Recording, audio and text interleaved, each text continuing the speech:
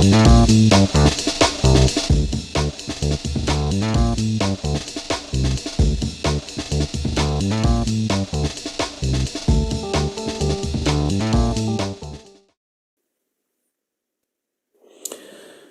снова здравствуйте, дорогие друзья. И снова я сообщаю, что за окном 10 часов утра в Башкортостане, но число сегодня 23 января 2026 года. Сегодня пятница и завершается очередная рабочая неделя. Вот. Мы сегодня подводим итоги дня минувшего. Никаких заявлений о том, что мы подводим итоги недели, не будет. У нас такого формата нет. А может быть, нужен? Опять же, давайте делиться на эту тему и на другие темы мыслями. Для этого у нас с вами есть чат трансляции в YouTube. Комментарии мы принимаем также уже в записи. Когда эфир заканчивается, все читаем, реагируем. Как минимум лайками, а то и ответами. В телеграм-канале тоже вся ваша активность не остается без внимания, дорогие друзья. Пожалуйста, пишите, как там дела с трансляцией. Ведь в телеграме мы тоже вещаем, но телеграм стали замедлять в России. Скорее всего, дело идет к ограничению его работы на уровне того же WhatsApp, который уже фактически почти никогда не работает. Или я ошибаюсь? Пишите, в общем, обо всем, что считаете важным, или, может быть, что я говорю неправильно, в чем ошибаюсь. У нас тут, смотрите, какие-то новые фишечки, к счастью, появляются. Трансляция отображается на экране нашего эфира. Вот. И таким образом картинка становится более пестрой и будет, наверное, так даже удобнее для тех, кто посмотрит нас в записи. Итак, Закиев Замир. Замечательное имя. Бавовна, Стобавовна, да? Искандер Махмудов, наш дорогой. Газинур Хасанов, Наталья на месте. И это уже прекрасно. Кворум, как говорится, есть. Давайте, соответственно, использовать его и слушать новости. Итак, что у нас случилось накануне? Вечером Россия атаковала Запорожскую область фугасными авиабомбами. По данным Госслужбы по чрезвычайным ситуациям, погиб 85-летний мужчина. 9 человек пострадали. Полиция Украины уточняет, что удар был нанесен по селу Камышеваха. В Киеве удалось восстановить теплоснабжение 600 многоэтажных домов, сообщил мэр города Виталий Кличко. После массированных российских ударов 9 и 20 января без отопления все еще остаются 2600 домов. В городе продолжаются экстренные отключения электричества. Вечером и ночью в результате атак беспилотников ранен житель Шебекинского района Белгородской области. В Пензе загорелась нефтебаза. В городе Россошь Воронежской области частный дом. Об этом сообщили губернаторы регионов. Жили себе, жили мирно и вот добрались, как говорится, да? Евросоюз выделил первые 10 миллионов евро на работу специального трибунала для преследования российских лидеров из-за их роли в агрессии России против Украины. Он будет работать в сотрудничестве с Советом Европы, сообщила глава европейской дипломатии Кая Каллас. Тут немножечко странно. Ради трибунала, который будет заочно судить, и никакого толку от этого, по крайней мере, сейчас нет, выделяется аж 10 миллионов евро. Да. Российские власти впервые признали, что крейсер «Москва», затонувший в Черном море в апреле 2022 года, был атакован украинскими ракетами. Погибли 20 моряков. Это следует из пресс-релиза о заочном приговоре командиру украинской бригады ВМС, который был опубликован на сайте 2-го Западного окружного военного суда, а затем удален, обратила внимание «Медиазона». И не понимаю, как можно судить по уголовным статьям военного противника, который ведет, значит, боевые действия против вас, и эти боевые действия были вами организованы, инициированы. Такой бред, конечно. Авиакомпания Ир Аэро без предупреждения пересадила пассажиров рейса из Иркутска в поселок Мама в грузовой самолет Ан-26. объяснив это целями обеспечения регулярности полетов и тем, что он разрешен для перевозки людей, сообщает телеграм-канал «Сибирский экспресс». Дональд Трамп отозвал ранее направленное премьер-министру Канады Марку Карни приглашение вступить в созданный США Совет мира. Об этом президент США написал в социальной сети Truth Social. Причин своего решения он не объяснил при этом. Вот такой набор новостей мы имеем на данное утро. И спасибо дорогим друзьям из медиапроекта «Эхо», что возобновили публикацию вот в этот час сводки. Это прекрасно, она свежая, а не вечерняя, как это у нас было долгое время. Что ж, тем временем наши зрители потихонечку собираются, и мы, конечно же, не будем задерживаться на чем бы то ни было, и продолжим нашу программу. Сразу скажу, проанонсирую, я думаю, что внимательные зрители уже видели. Сегодня вечером в 22 часа по уфимскому времени мы ведем прямую трансляцию программы «Аспекты мнений» из Соединенных Штатов Америки. С нами на связи будет активистка башкирского национального движения, омбудсмен, вот об этом отдельно надо будет поговорить, Айгуль Леон. Соответственно, если вам удобно поздним пятничным вечером смотреть интервью на сложные политические темы, то добро пожаловать в прямой эфир. Вот вообще вечерний вариант работы – это, конечно, отдельный интерес. Мы все присматриваемся к нему.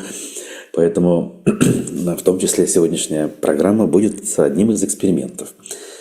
Вот. Ну, опять же, когда мы общаемся с нашими друзьями из-за океана, не всегда удобно подобрать другое время, особенно такое, которое вот сейчас, да, утреннее для Башкортостана. Вот. Теперь смотрим, что у нас есть дальше. Значит, сначала мы должны, видимо, поговорить об успехах нашей родной республики. Как вы понимаете, успехи – это все в кавычках. Ну вот, например, суммарный коэффициент рождаемости в Башкортостане оказался ниже среднего даже по Приволжскому федеральному округу. Он составил 1,307. С начала прошлого года показатель рождаемости снизился на 49 тысячных, а за год на 0,47 пункта. Вот так вот, что бы это ни значило.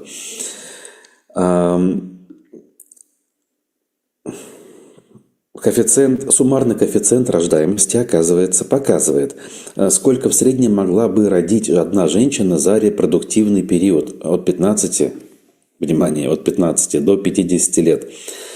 С весны прошлого года Росстат не публикует региональные сведения о рождаемости в расчете на душу населения и абсолютное число родившихся.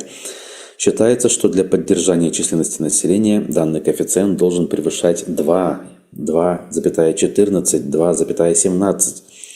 С 1991 года Башкортостан ни разу не достигал этого показателя.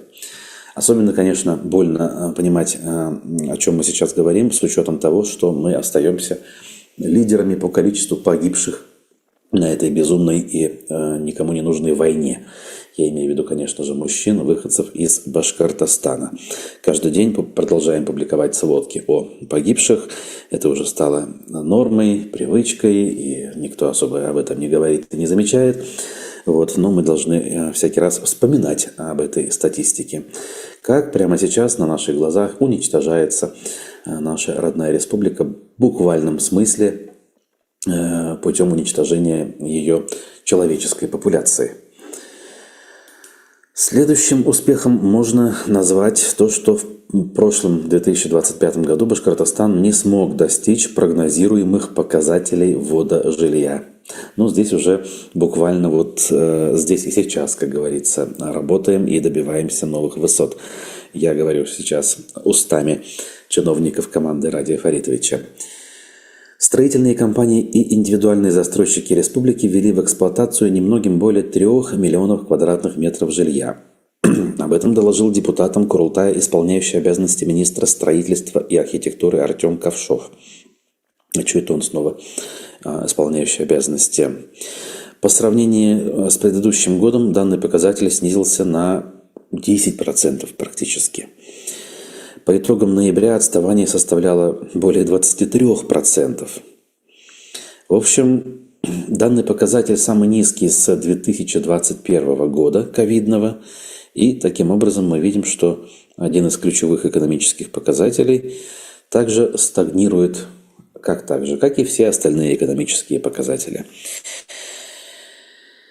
Вот. Ну а тут комментарии по поводу услышанного догнали нас. И так рожают мало. Потом смертность среди новорожденных очень-очень высокая, особенно в Башкирском Зауралье. И общая продолжительность жизни сокращается, резюмирует предыдущую тему Искандер Махмудов. И опять же, не поспоришь ни с одним словом. Закивариди пишет: удивлен, что высшее образование в России оказалось дороже, чем в Европе. При этом ни один наш вуз не вошел в список 200 университетов мира. Дороже для потребителей вы имеете в виду, да? То есть не по себестоимости затрат, а по тому, сколько должны за образование платить. Ну, опять же, смотря с чем сравнивать. Например, в Германии любое образование бесплатно, и оно бесплатно для всех, как для граждан, так и для приехавших со стороны абитуриентов. Есть небольшие детали, связанные с тем, что иностранный, например, студент, приехавший учиться, должен внести депозит, по-моему, на личный счет там, для страхования там, особых случаев. Но этот депозит, он вернется, и он составляет 10 тысяч евро. В принципе, 1 000 000 рублей, около миллиона. Подъемная сумма, скажем так, учитывая, что эти деньги не выбрасываются на ветер. Вот. Поэтому в этом смысле, пожалуйста, давайте сравнивать, сколько стоит образование в какой стране. Вот. Но при этом надо, конечно же, помнить, что ничего совершенно бесплатного в мире не бывает. Если образование в стране бесплатное для потребителя, значит, за это кто-то платит. Значит, за это платят все сограждане скопом и несут такую коллективную социальную ответственность. Это как разговор о том, почему отдельные граждане вынуждены платить медицинскую страховку там, вплоть до 800-900 евро в месяц. А кто-то сидит на социальном пособии и вообще не платит такую же медицинскую страховку, но получает такие же медицинские услуги. Вот такой вот принцип солидарности, принцип реального социализма, который строили в нашей стране, но так и не построили, а сейчас даже попытки заброшены. Вот. А здесь он в итоге работает. Правда, вызывает, конечно, вопросы у многих жителей вот этими так называемыми несправедливыми поборами с тех, кто действительно работает и зарабатывает. Вот. Ну, я, кстати говоря, не отношусь к той категории, которая считает, что налоги несправедливо выстроены. Хотя чувства тех, кому обидно, я тоже понимаю. Так. Еще один успех, которым хотелось бы поделиться. Коммерсант разобрал интересный момент, интересную историю. Один из крупнейших в стране производителей авиационных двигателей, наш УМПО, убедил арбитражный суд Башкортостана в нарушении договоренностей со стороны компании, представьте себе, компании Pratt & Whitney Canada International Incorporated. Pratt & Whitney – это один из мировых лидеров по производству авиационных двигателей, замечательных продвинутых двигателей, самых современных двигателей, прежде всего для гражданской авиации, которые используются на современнейших лайнерах последних поколений, например, там Boeing 787 Dreamliner, либо Airbus A350. Кто знает, тот знает, да? То есть это современные, экономичные, малошумные двигатели, ну, в общем, вот которые сейчас в деле, вот, и до которых, например, российским производителям двигателей далеко. Но при этом компания Pratt & Whitney какие-то детали на нашем УМПО закупала. Ну, возможно, условно я говорю, да, какие-то полуфабрикаты, которые используются при производстве двигателей. условные лопатки там для них, лопатки для двигателей, да? Не знаю, тут не написано. Но оказывается, они вовсю работали до войны. Между собой сделки заключали, значит, деньги поступали, живая валюта из Канады, например, в Уфу. Все было неплохо, казалось бы. Почему бы не жить и не развивать данные виды сотрудничества и многие другие дальше? Ну, мы это знаем, да, кто во всем виноват. И тем временем вот шли вот эти работы. И на момент начала войны, на момент внесения УМПО в список международных санкций, канадская компания осталась должна 53 миллиона рублей УМПО. В общем, и теперь канадцы не платят эти деньги, потому что как бы не могут из-за санкций. Не могут они переводить деньги в Россию, в Уфу в частности. Вот. А арбитражный суд сказал, нехорошо, канадцы должны.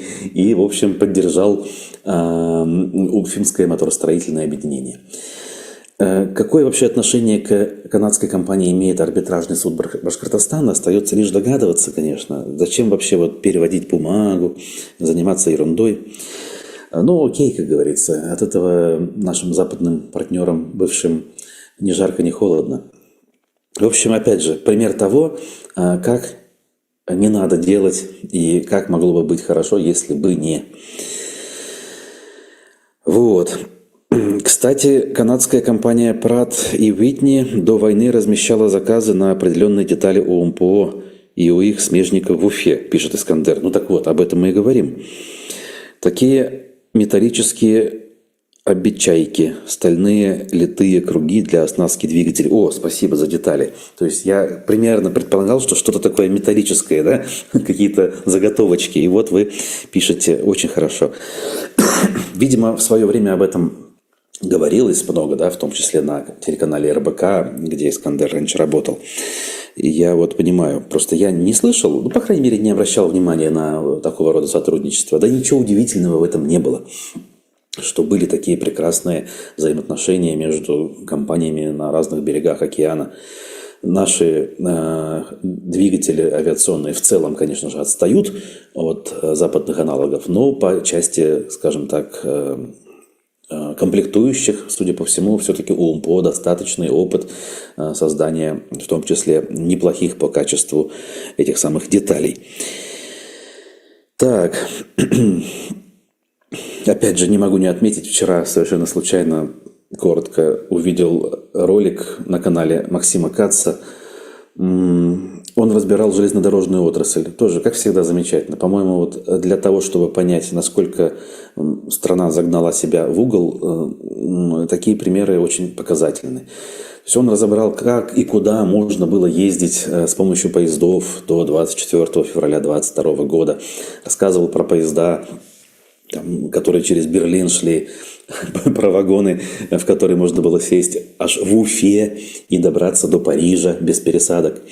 Про петербуржцев, которые ездили за сыром буквально в течение дня в Хельсинки на замечательных скоростных поездах. Как сами поезда производились совместными усилиями Сименса и Тверского вагоностроительного завода. А теперь, как мы знаем, из-за морозов импортозамещенные наши составы ездить не могут. Вот, в общем-то, примеров хоть отбавляй. Правда, для некоторых наших товарищей хоть кол на голове чеши, эти примеры никаким выводом не приводят. И вот на всем этом фоне, только за сегодня мы несколько новостей увидели, да, о том, как у нас экономика процветает. На этом фоне Башинформ пишет: Башкирия усилила позиции в рейтинге эффективности управления в регионах России. Получается так, регион, где проблемы наслаиваются одна на другую, проблемы и их масштаб увеличиваются, этот регион, оказывается, еще и растет в рейтингах. Отсюда вывод, какова ценность этих самых рейтингов, на которые ссылаются наши пропагандисты. В данном случае речь идет про Агентство политических и экономических коммуникаций, АПЭК. Значит, Башкортостан тут поднялся с 19 места на 12 место по совокупному росту ряда показателей.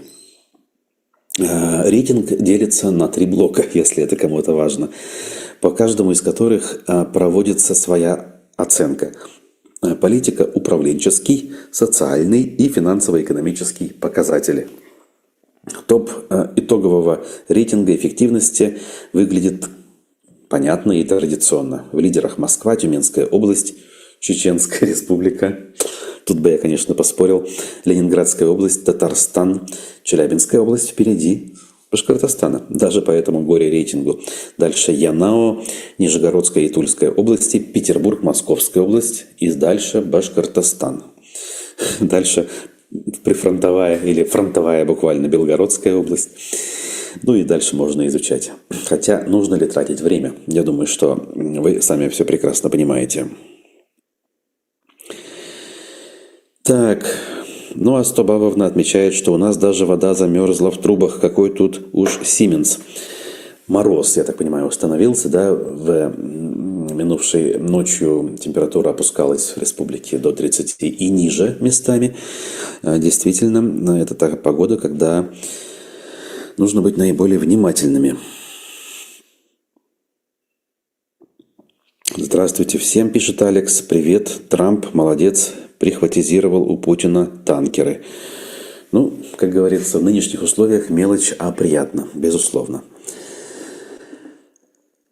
Итак, двигаемся дальше. К нашим, как говорится, баранам уже обратимся и повнимательнее посмотрим. В Удмуртии, в Ижевске арбитражный суд начал рассматривать иск компании Эльвиры Мавлиевой к бизнесу Рафила Мавлиева. Это люди, являющиеся, получается, родителями, да, нашего уфимского градоначальника.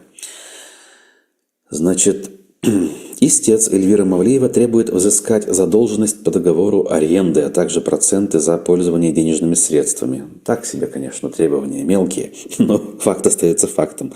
Эта пара, по-моему, до сих пор находится в процессе бракоразводного, значит, процесса, или уже завершила, не могу точно сказать, но история была.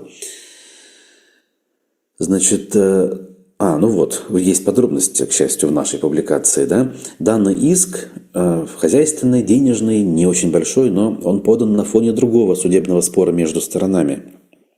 Ранее Рафил Мавлиев сам обратился в арбитражный суд Уфы с требованием взыскать с Эльвиры 172 миллиона рублей. Таким образом, судебные разбирательства между супругами идут сразу на двух площадках в двух регионах. Вот, опять-таки, в политическом глобальном смысле, конечно же, это не имеет большого смысла. Вообще не любитель разбирать какие-то семейные дрязги там и, как говорится, рыться в грязном белье, уж простите.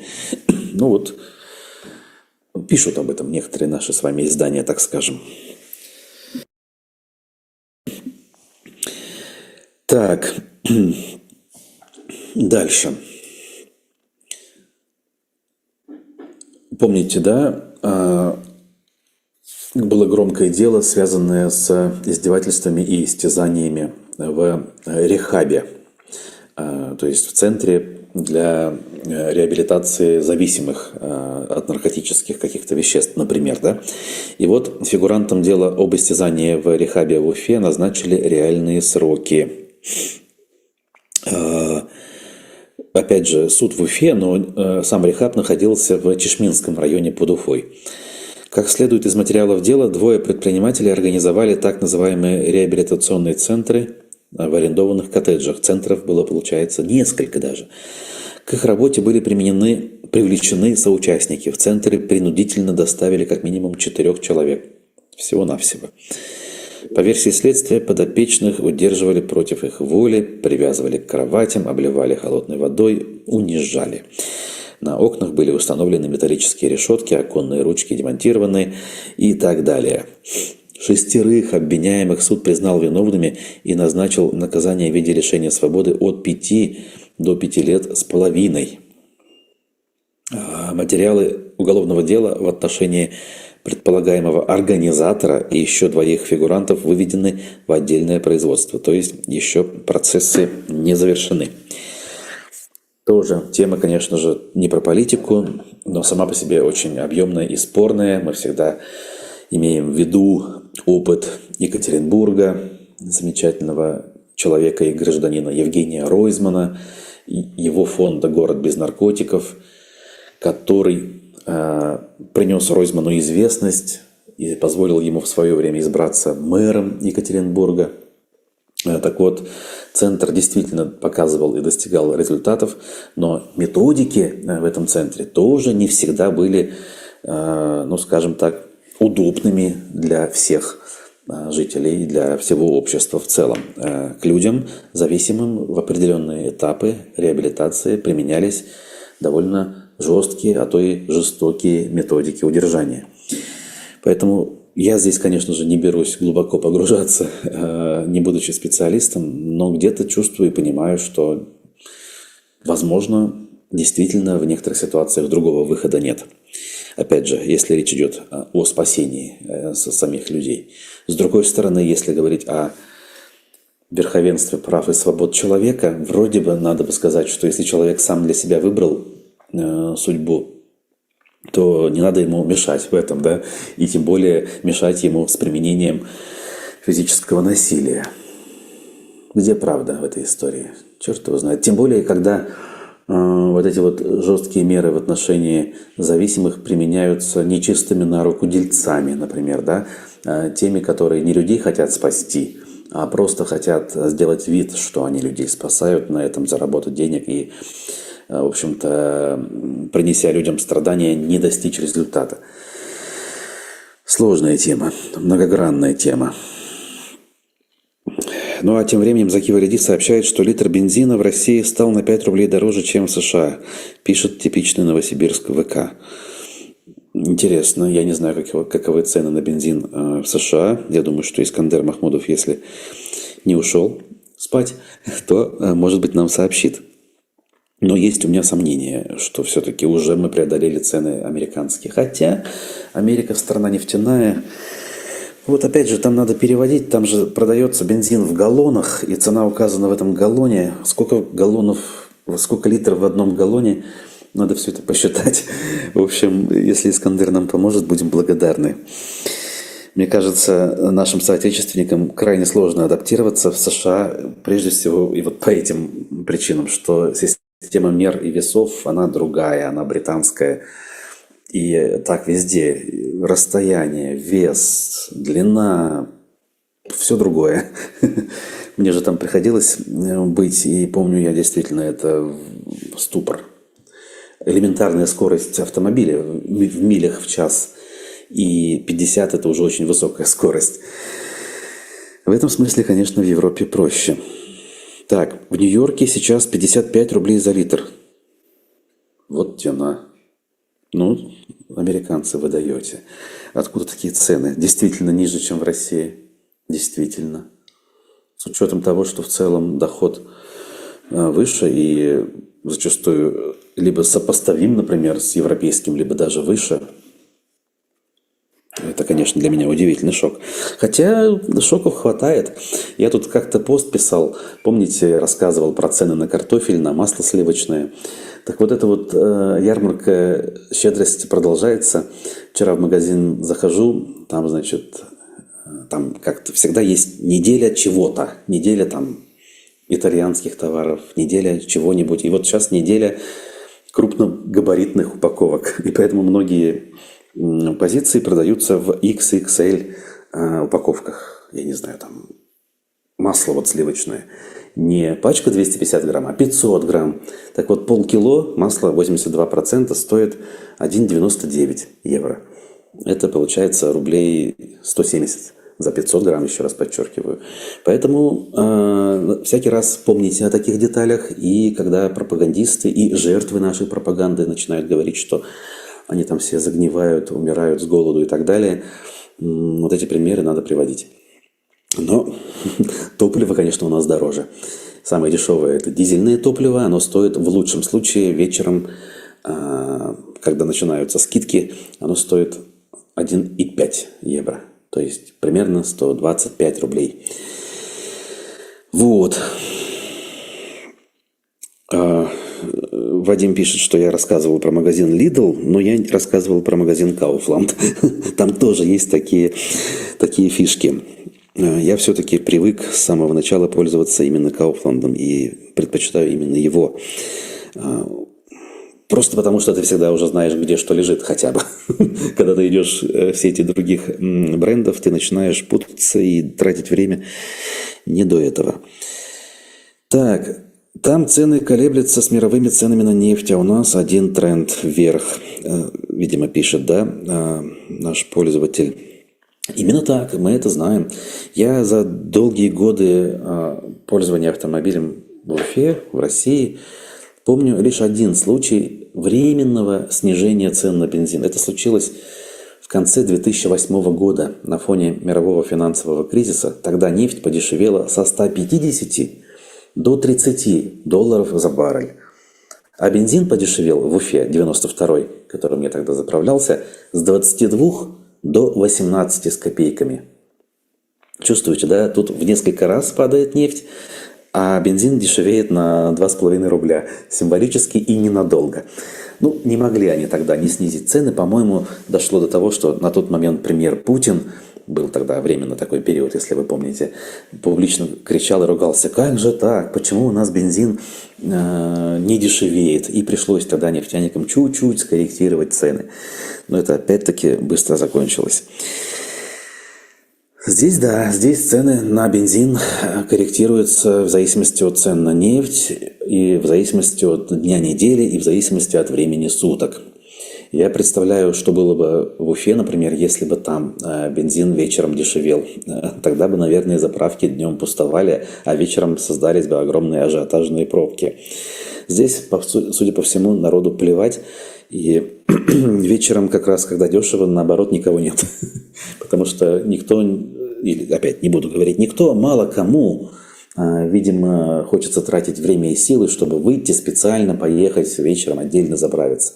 Люди предпочитают переплачивать, но делать это по пути, значит, в основное время дня. Где мой 2007 иронизирует Закиев Замир. Так, у нас такие XXL только в Лидле, в Кауфе не бывает, пишет Вадим.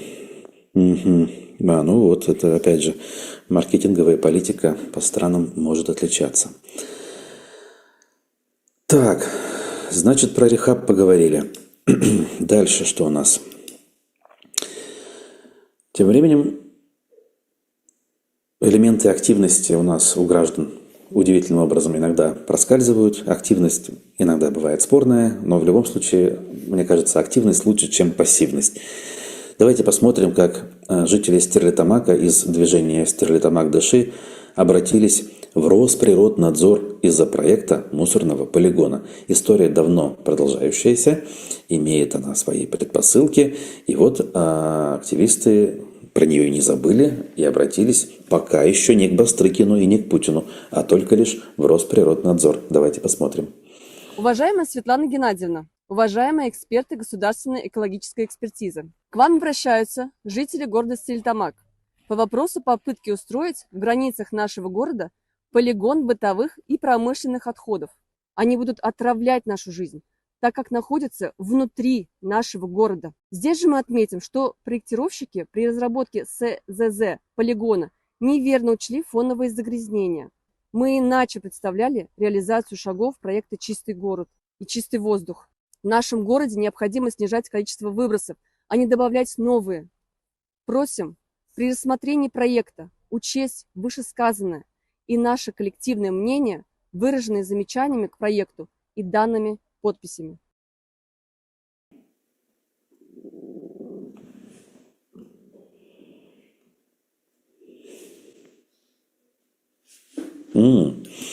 Прошу прощения, мы, оказывается, вернулись.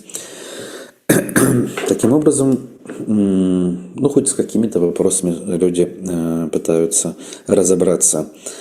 Участок тут не тот, ну, сами слышали, в общем-то. При этом эколог Александр Веселов сообщил, что первый этап проекта строительства полигона твердых коммунальных отходов получил отрицательное заключение глав госэкспертизы в августе 2025 года. Так, Значит, а вот Стобабовна пишет, замечательно, почему-то вижу два эфира аспекта в Ютубе. Во втором комментят Римма, Ведомости и Фируза Наталья. Так, друзья, мы тут поддались, скажем так, тренду и пытаемся расширить аудиторию. В Ютубе появилась возможность одновременно вести стрим в горизонтальном, в привычном формате и для любителей, смотреть вертикальные видео. Вертикальный стрим должен быть. Как это выглядит, я еще даже сам ни разу не видел. А вот теперь вижу, смотрите-ка. Реально, но они оба горизонтальные. В общем, нашему режиссеру и помощнику обратить внимание. То есть два стрима, ничем не отличающиеся друг от друга у нас идут. В одном 41 зритель, в другом 17. И, понятно, никто не подозревал, по крайней мере, я не подозревал, и зрители в другой трансляции, что они сидят отдельно. Да. В общем, что-то у нас не то. Так, обращу внимание на комментарии в альтернативном стриме. Так, как вы думаете, писали «Ведомости», может ли быть привлечен по этому трибуналу Ради Хабиров? Ведь он много чего сделал для ведения агрессивной войны. По годам он явно доживет до смерти Путина и краха кремлевского режима. Это вот вопрос по новости в самом начале, да? О том, что Евросоюз тут выделяет деньги. Мне кажется, вполне. Так, а вот Наталья пишет, что недавно с Женей обсуждали цены. Он сравнивал цены Уфы и Дрездена. Мы переплюнули по продуктам, пишет Наталья. Ну вот, об этом мы и говорили. И Фируза тоже о том же. И дальше кто-то думает, что здесь что-то не то. В общем, друзья, мы скоро, как говорится, сегодняшнюю встречу завершим, но я надеюсь, что поймем и разберемся, что же это было, как оно будет в итоге выглядеть. Должно быть не так, как минимум. Второй стрим должен быть вертикальный для вот адептов ТикТока, так скажем. Вот. Зато можно 2 раза лайкнуть, пишет Стобабовна. Но мы пока, наверное, не должны идти по стопам Екатерины Михайловны Шульман и Максима Владимировича Курникова, чтобы на 4 площадках сразу вещать. Нам достаточно пока одной, как ни крути. Вторые – это неправильные аспекты. Они делают неправильный сыр, шутит Вадим. Ну вот так, вместе, как говорится, разберемся экспериментальным путем. Такс. У меня странные вещи происходят с рекламой. Сейчас, друзья. Я открываю закладки, и к моменту, когда мы начинаем с вами об этом говорить, закладка превращается в рекламу провайдера Vodafone. Как это понять? Опять же, не могу сказать. Значит, Национальную библиотеку имени Валиди включат в список объектов культурного наследия республики. Новость, за которую не стыдно, скажем так. Даже несмотря на то, что она опубликована Башинформом. Здание библиотеки по Ленина 4 в Уфе получило пока временный охранный статус до прохождения экспертизы и окончательного решения о включении в реестр. Башкультнаследие утвердило границы и режим использования территории выявленного объекта культурного наследия. Соответствующий приказ опубликовали на сайте организации. В отчете представлены сведения о площади территории, географические координаты, описание прохождения границ и иллюстративные материалы. Значит, свою историю библиотека начала как губернская публичная библиотека, открытая при дворянском собрании Уфы в 1836 году. Прошла через несколько названий, включая Республиканская библиотека имени Крупской. В здании на улице Ленина 4 библиотека переехала в 1960 году. Ну, как говорится, мелочь, а приятно. Да, вот Наталья пишет, перешла с одного телефона на другой и попала на другой. Ну вот YouTube, что показал в поиске, то и показал, как говорится. У нас продолжается ситуация, что зрители то там сидят. В общем, нехорошо. Ну, хорошо, что хоть работает. Это хуже, если бы не работало и ничего не было бы. Вот. К счастью, блокировки не решают проблему, хотя они решают проблему государства, я хочу сказать, но создают проблемы нам с вами. И тут, конечно же, это печально. Тем более, что вот вчера новости проходили о том, как в последние дни Роскомнадзор резко усилил свои усилия по блокировкам сайтов. И дальше самое главное, самое обидное – VPN-сервисов, разных протоколов, которые используются VPN-сервисами. Кстати, как-нибудь напишите вообще, чем пользуетесь. Я напомню, что мы предлагаем бесплатное решение пока еще своим подписчикам, если вы обращаетесь к нам. Но оно не является стопроцентно надежным, оно может подводить. Вчера мне рассказывал один пользователь, что наш VPN бесплатный, у него прекрасно работает дома через Wi-Fi, а когда он выходит из дома и пользуется мобильным интернетом, то этот VPN не работает. Даже когда мобильный интернет не заблокирован. Вот. Я знаю, что YouTube-каналы Плющев там и другие Дуди всегда предлагают качественные VPN за небольшие деньги. Вот, наверное, кто-то из вас пользуется чем-то таким. Пожалуйста, расскажите, поделитесь. Мне просто хочется понять. Если есть решения, которые там стоят 2000 рублей в год, но при этом работают хорошо, то действительно я бы сам рекомендовал такие решения, чем вот эти вот бесплатные, которые постоянно приходится переустанавливать, обновлять и так далее. Вот. А Искандер вспоминает, что даже не знаю зачем, но лет 10 к этому зданию библиотеки Заки Валиди пристроили такой подъезд-портал. Даже не понял, для чего это было сделано. А раньше его не было, да. Я-то пользовался библиотекой в начале нулевых, будучи студентом. Поэтому не помню, не знаю. Так, под занавес нам нужно с вами спорно, конечно, но окей. Вспоминая Тинькова, да. Посмотрим очередной клип. Мы тут публикуем результат творческой активности некоторых наших друзей из Уфы, которые под брендом группы «Запрещенка» создают музыкальные, композиции и творения. Этот клип вообще вызывает отдельные споры и отдельные эмоции, но я предлагаю посмотреть, даже несмотря на то, что после этого YouTube нашу трансляцию пессимизирует и отключит в ней рекламу из-за сцен насилия и прочей фигни. По крайней мере, с самим клипом, который опубликован отдельным файлом, так и произошло. Когда показываешь правду, кадры войны в Украине, эти сервисы ведут себя прокремлевским образом, к сожалению. По факту так получается.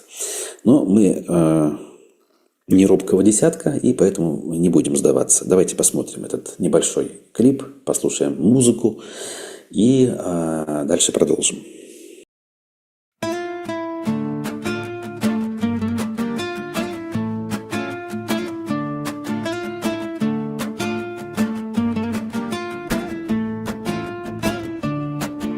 Вместе с нашей большой страной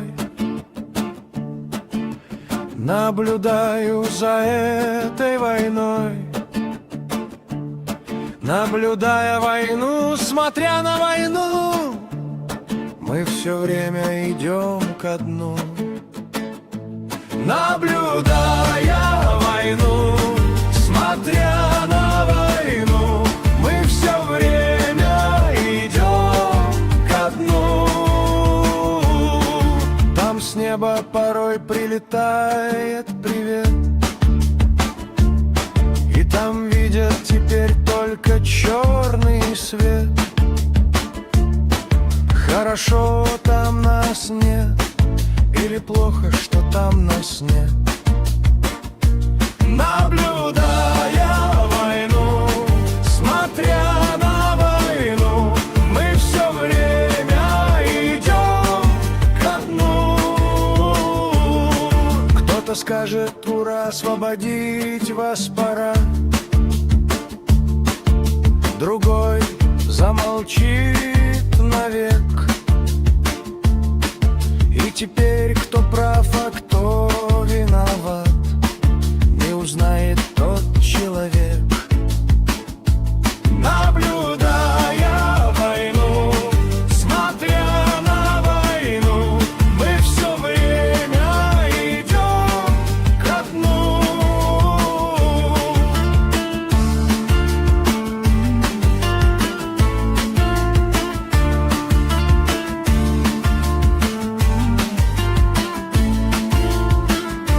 Я утром встал, на работу пошел. Все ништяк, все путем хорошо. А на той стороне все давно на войне. Кто живой, кто лежит без кишок. Наблюдая войну, смотря на войну, мы все время идем ко дну. Наблюдая войну, смотря на войну, мы все время идем ко дну. Наблюдая войну, смотря на войну, мы все время идем ко дну.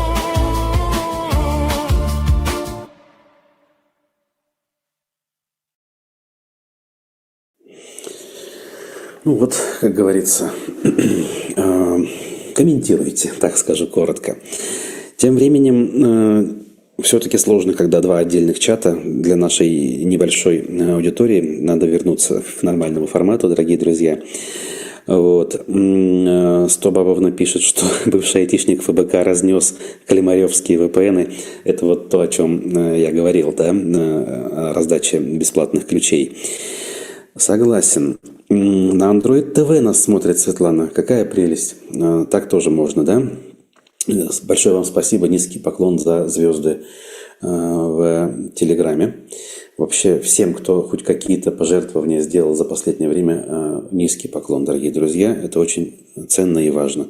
Мы сейчас стараемся вернуться к полноценной работе, расширить перечень эфиров. Вы это видите, я надеюсь. Где-то, может быть, качество еще страдает, но с вашей поддержкой мы хотим и технику в том числе обновить, кое-какую надо.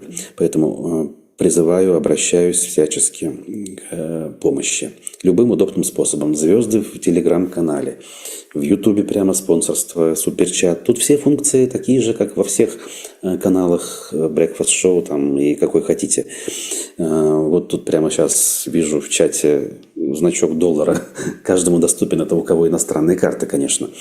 Вот. А для обладателей российских карт сервисы Бусти и другие в списке в описании все еще есть, и все это работает. Вот. Значит, про VPN. Ага, работает как часики VPN Максима Каца. Зуля Булавкова пишет. Да, вот пример. Чик-чирик VPN. Хорошо работает, пишет юзер. Ты смотри. А вот Руслан Карачурин писал, что VPN U-Boost всего 500 с чем-то рублей за квартал, да? Угу. Ну вот, в принципе, копейки в наше время, как бы с учетом цен, эти деньги, мне кажется, вообще смешные. Если сравнивать плату со стоимостью ежемесячной абонентской платы за как таковую мобильную связь, которой нет зачастую, это то, что доктор прописал. Ну, в общем, вот, потихонечку разбираемся. Спасибо за информацию. Прям замечательно удалось погрузиться, скажем так, в контекст. И теперь буду понимать, что можно более смело рекомендовать. Еще раз напоминаю, что сегодня мы вновь встречаемся вечером в 22 часа по уфимскому времени в программе «Аспекты мнений». Айгуль Леон, активистка Башнацдвижения за рубежом, будет в гостях нашей программы. Мы с ней всего один раз до этого встречались. Год назад, условно, да, и вот сейчас повторяем. Ну, вообще мы, в принципе, возобновляем формат интервью. Спасибо всем еще раз. Извините за мелкие технические нюансы, но тут, как говорится, лучше что-то делать, чем не делать. Хорошего всем дня, будьте здоровы и всем пока.